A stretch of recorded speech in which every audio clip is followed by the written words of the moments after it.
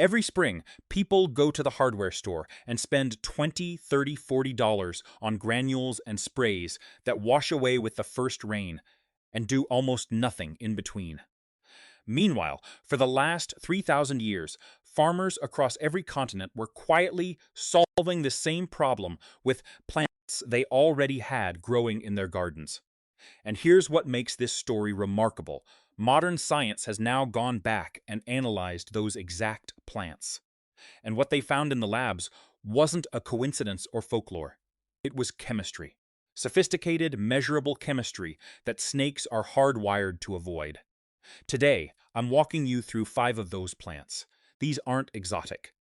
You can find most of them at any garden center this weekend. But understanding why they work, not just that they work, changes how you use them. And that's where most people leave a lot of effectiveness on the table. Stay with me through all 5, because the last one is the most surprising plant on this list.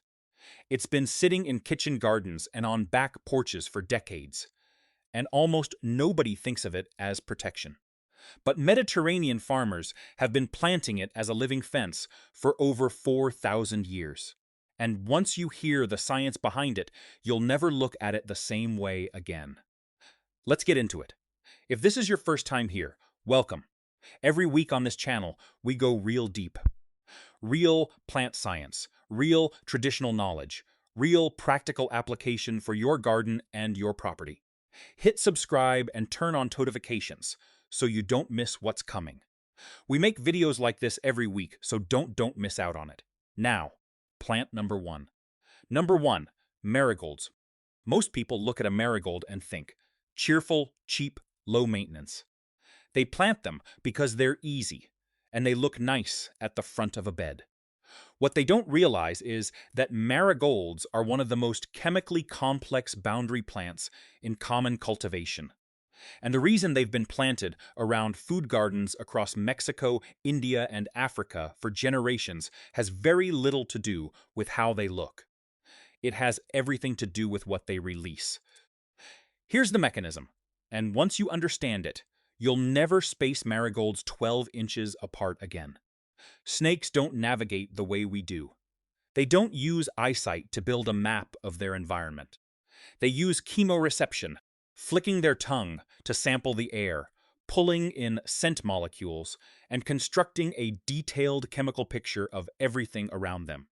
Their tongue is their GPS, their radar and their hunting system all at once. Marigolds jam that system. The roots of marigolds produce a compound called alpha-terphenol, and their foliage and flowers continuously release thiophene, volatile sulfur-based compounds that create what researchers describe as chemical static in a reptile's sensory environment. It doesn't harm snakes, it doesn't trap them. It simply makes your yard feel like an environment they cannot read clearly. And animals that rely on scent to hunt and navigate do not linger in places where their senses don't work. There's a second layer here that makes marigolds doubly valuable for anyone dealing with regular snake activity. Snakes don't enter your yard because they're looking for you. They're following food. Rodents primarily. The same thiophene compounds that deter snakes also deter mice, voles, and rats. So marigolds are attacking your snake problem at the source, reducing the prey that draws them in, while simultaneously making the environment itself hostile to snake movement. 2 problems, 1 plant. French marigolds, Tagetes patula, are smaller flowered than the African varieties, but significantly more concentrated in scent output per square foot. For barrier planting, they're the better choice. Here's how to plant them for maximum effect. Dense continuous borders, not scattered clumps. Space French marigolds 6 to 8 inches apart in a solid line along fence lines, foundation edges, and garden bed perimeters. The goal is an unbroken aromatic wall, not decorative punctuation. They're annuals in most climates. Replant each spring or allow them to self-seed in place. In the ground within a week of last frost, they'll be performing within days. The farmers who planted marigolds as perimeter borders weren't decorating. They were building a chemical fence, and they were right. 2. Lemongrass. If you've ever walked through a traditional homestead in Thailand, Vietnam, or rural Indonesia, you've almost certainly noticed lemongrass growing in dense, tall clumps along the edges of the property. Sometimes around windows, sometimes beside every entry point to the living space. It wasn't purely decorative then, and it isn't now. Lemongrass has been cultivated in Southeast Asia for more than 3,000 years. And yes, it was grown for cooking. But the traditional placement of lemongrass, thick, body-height clumps around the perimeter of living spaces, served a purpose that went well beyond the kitchen. The people who grew it understood that almost everything with a highly developed sense of smell found it unbearable at close range. Mosquitoes, flies, and snakes. The active compound responsible is citral, the molecule behind that sharp, clean, unmistakably lemony scent. Citral is present in lemongrass in high enough concentrations that it functions as a genuine sensory irritant to animals with acute chemoreception. For snakes, it doesn't just smell strong, it actively disrupts the olfactory environment they rely on for hunting, navigating, and locating shelter. Move through a dense wall of lemongrass, and your chemical map of the world falls apart. Snakes don't do that voluntarily. But here's the physical layer that most people miss. Lemongrass grows in tight, dense clumps that can reach 4 to 5 feet tall in a single season. Snakes are creatures of habit and efficiency. They follow clear travel corridors. Low grass, open ground, the edge of a fence line. They are instinctively reluctant to push through dense, tall, aromatic vegetation where their movement is slowed, and their senses are overwhelmed. A mature lemongrass border isn't just a smell, it's a wall. And unlike most barrier plants, this one pays you back. Harvest the stalks for cooking. Brew the leaves into tea, dry them for later. In warm climates, lemongrass grows as a perennial. Plant it once and it expands every season without being asked to. Here's how to plant it. Clump spaced 24 to 36 inches apart along your property perimeter, particularly in corners and along fence lines where snakes typically travel. In Usta zones 8 through 11, it overwinters in the ground without any help. In colder zones, grow it in large containers, 15-gallon minimum, and bring it inside before first frost. Set it near a bright window and it'll hold until spring. The people who built traditional homesteads around lemongrass weren't doing it for aesthetics. They were building a system. A single plant doing 4 jobs at once: cooking ingredient, insect deterrent, snake barrier, and property marker. That's exactly the kind of layered thinking that makes every square foot of a garden work harder. 3. Wormwood. Most people know wormwood from one thing: absinthe. The notorious spirit blamed for hallucinations, moral collapse, and artistic genius in equal measure across 19th century Europe. The legend is far more dramatic than the truth, but one thing is beyond dispute. Wormwood is one of the most chemically aggressive plants you can grow. And traditional farmers across Eastern Europe and the American South recorded something very specific about it for centuries. Snakes avoided it, consistently, deliberately, and the chemistry tells us exactly why.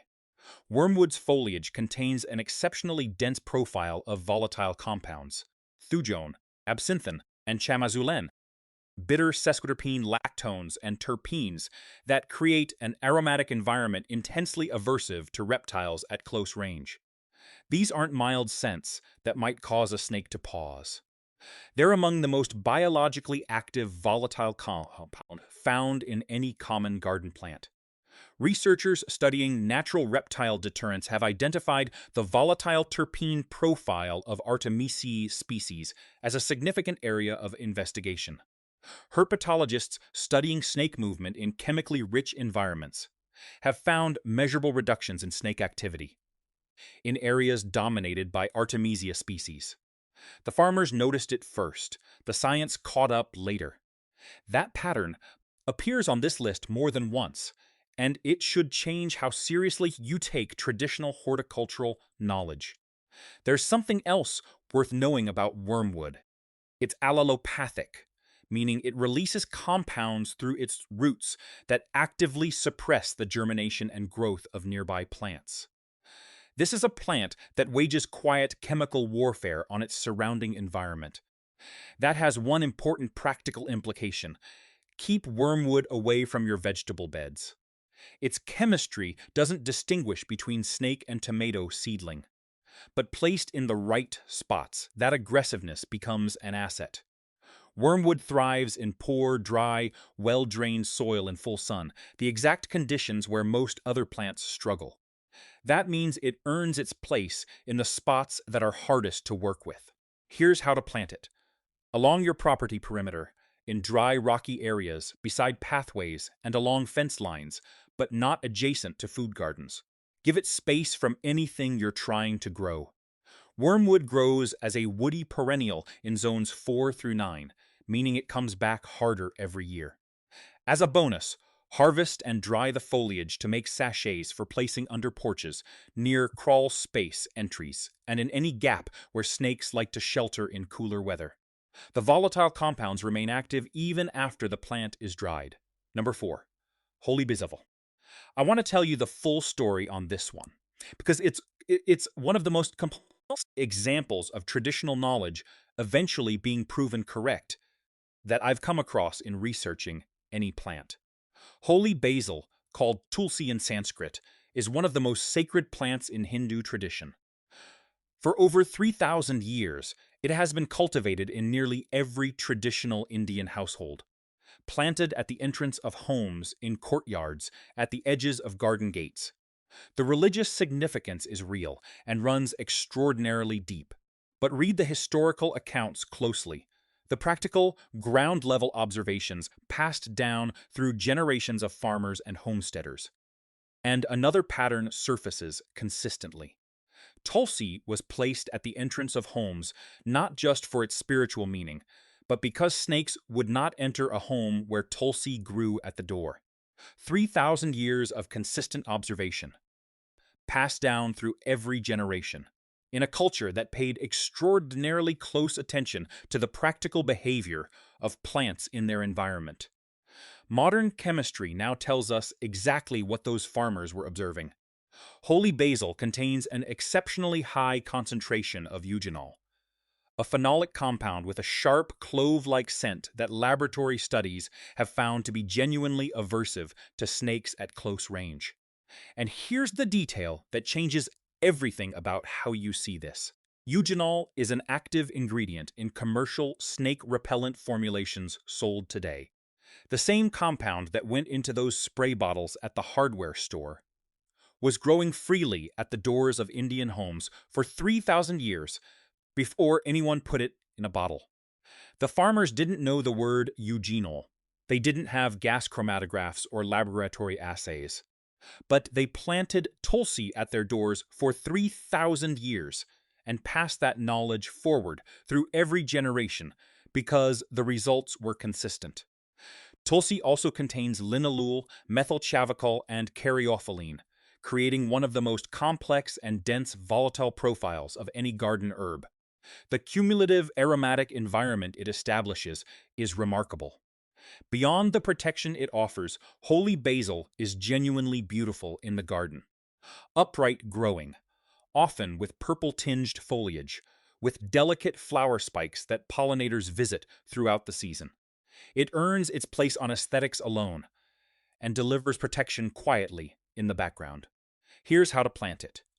Near doorways and entry points is the traditional placement, and it's the correct practical one. Along walkways, at garden bed edges where snake entry is a concern. Holy basil thrives in full sun and well-drained soil. In warm climates, it grows as a short-lived perennial. In most of the U.S., treat it as an annual. Start seeds indoors 4 to 6 weeks before your last frost date or buy transplants in spring. Pinch flower heads as they form to keep the plant bushy and producing maximum foliage. More leaves, more volatile compounds continuously releasing into the air around it. Ancient farmers planted tulsi at their doors for 3,000 years. The science that explains why is simply the modern language for what they already knew. 5. Rosemary. I saved this one for last deliberately. Not because it's the most exotic. It's the opposite. It's the most familiar plant on this entire list. Most of you have rosemary somewhere in your garden right now. Many of you have a pot of it on your porch or your kitchen windowsill. You season chicken with it. You know its smell immediately. And that familiarity is exactly why almost nobody thinks of it as a protective border plant, which is a significant oversight, because traditional Mediterranean farmers figured this out and corrected it more than 4,000 years ago. Rosemary has been cultivated around the Mediterranean basin for millennia. Roman farmers planted it as a boundary herb along pathways and field edges. Greek herbalists documented its protective properties. Medieval European gardens placed it deliberately near doorways and windows. And if you travel today through the hill country of southern France or the rural villages of Tuscany and Umbria, you will find old farmhouses with rosemary planted in dense, low hedges along every single pathway and entry point. A pattern that consistent across that many centuries and that many cultures cannot possibly be decorative coincidence. People were placing rosemary at their entries because it did something. Here's what it does. Rosemary produces one of the highest concentrations of camphor and 1,8-cineol, a sharp eucalyptus-like compound, of any common garden plant. Both of these terpenes are strongly and measurably aversive to snakes. That's already significant.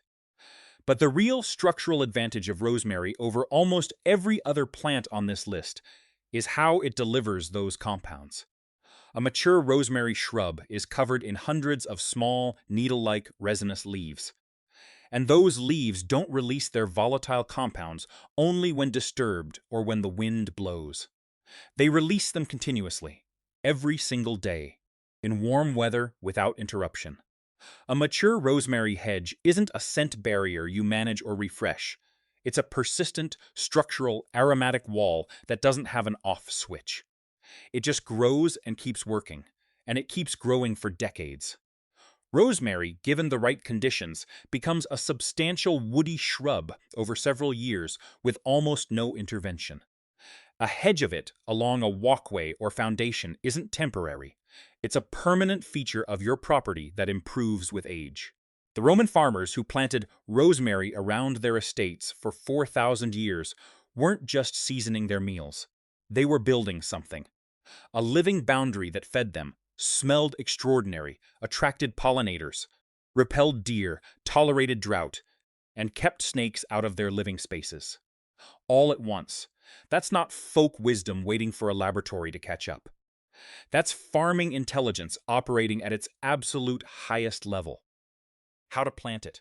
Dense groupings or low hedges along walkways, foundation borders, and near every doorway. In Zone 7 and warmer, rosemary grows as a woody perennial and expands into a substantial shrub over time with almost no maintenance.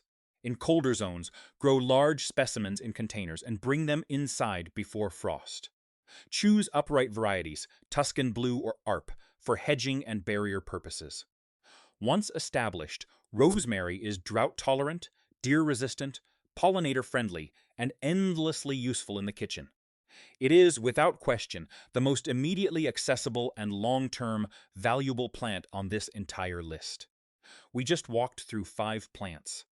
5 things you could find at a garden center this weekend, have in the ground by Sunday afternoon, and that will still be doing this job next year, the year after, and the year after that, with almost no maintenance and no cost beyond the initial planting.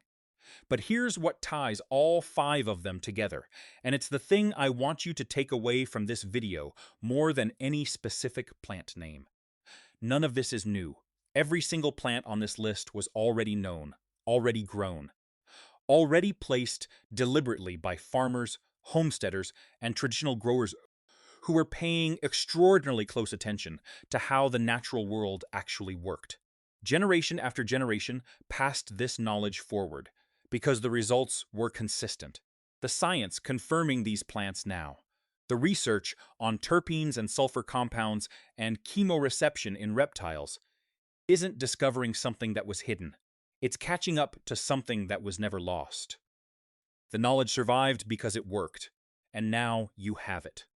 If this video gave you something real and practical, hit subscribe right now and turn on the bell. Every week we go this deep. Real plants, real science, real knowledge you can put in the ground. No filler, no fluff. And before you go, drop a comment and tell me which of these 5 you're planting first, or whether you're already growing any of them. I read every comment. I'd genuinely like to know what's working on your property. Plant your protection. See you next week.